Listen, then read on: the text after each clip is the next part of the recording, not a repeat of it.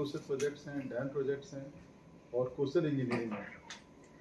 तो पिछले 7-8 महीनों से जब भी हम कुछ इवेंट करते हैं तो उसमें हम लोग मीडिया का पार्टिसिपेशन चाहते हैं, because we are doing the projects of national importance, so that we want to invite media so that our works reach to the public also. And I am thankful to meeting the media with CWPRS.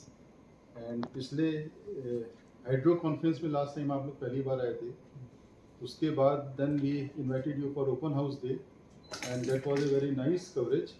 And now we are holding one national seminar on the subject of dam, that aging and managing old dam structures.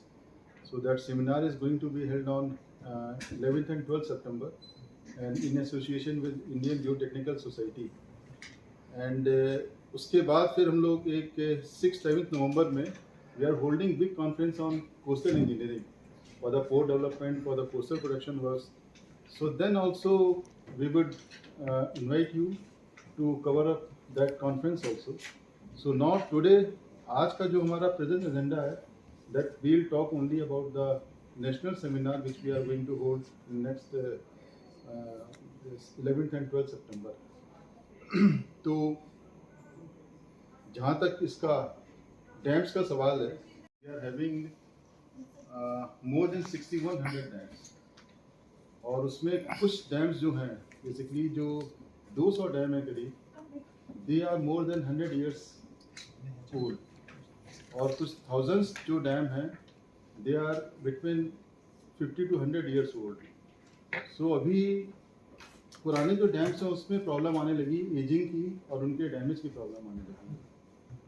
तो उसको ध्यान में रखते हुए Indian government ने एक dam safety act बनाया है 2021 में, which will take care of the audit of the dams and assess their health and whatever remedial measures are required, those will be उसको हम लोग इम्प्लीमेंट करेंगे.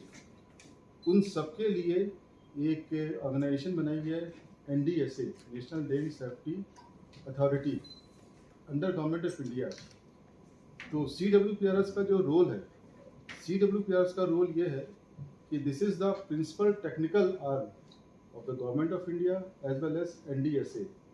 NDSA अथॉरिटी है, that is authority to check कि dam का बारे में question पूछते हैं वो लोग डैम अथॉरिटीज़ की कि आपका डैम का में जो डैमेजेस हो रहे हैं उसके असेसमेंट के लिए CWPRS का रोल आता है. तो this is the principal technical arm, it takes care of all dam related issues. और डैम रिलेटेड इश्यूज़ जो होते हैं वो भी दो तरह के होते हैं. एक तो हाइड्रोलिक एस्पेक्ट्स होता है कि when you construct a new dam या पुराना डैम भी है तो उसमें ओवरफ्लो स्ट्रक्चर्स होते हैं, नॉन ओवरफ्लो स्ट्रक्चर्स होते हैं. जो ओवरफ्लो स्ट्रक्चर्स हैं दैट उसको हम लोग स्पिलवेज कहते हैं, जिसमें कि एक्सेस जो फ्लड है वो डिस्चार्ज होता है. तो उस स्पिलवे का जो डिज़ाइन होता है that is very intricate part.